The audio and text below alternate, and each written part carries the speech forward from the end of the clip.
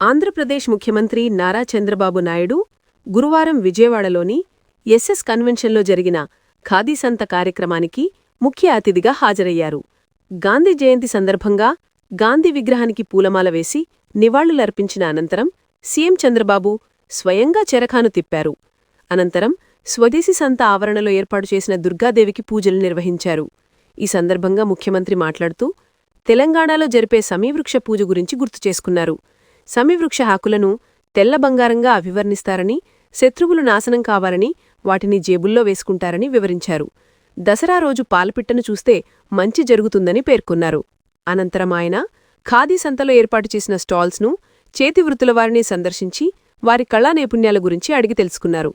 సభలో ప్రసంగించిన సీఎం ఖాదీ రాట్నంతో గాంధీజీ భారత్కు స్వాతంత్ర్యం తీసుకువచ్చారని గుర్తుచేశారు. జై జవాన్, జై కిసాన్ నినాదాన్ని లాల్ బహదూర్ శాస్త్రి ఇచ్చారని, అలాగే ఆర్థిక సంస్కరణలు తెచ్చిన మహనీయుడు పివి నరసింహారావు అని కొనియాడారు. ఖాదీ సంత మార్కెటింగ్లో గ్లోబల్ సంతగా ఎదుగుతోందని, స్పేస్ టెక్నాలజీలో భారత్ దూసుకుపోతోందని ఆయన ధీమా వ్యక్తం చేశారు. ఈ కార్యక్రమానికి పలువురు మంత్రులు, ఎంపీలు, ఎమ్మెల్యేలు, బీజేపీ రాష్ట్ర అధ్యక్షుడు మాధవ్ తదితరులు హాజరయ్యారు.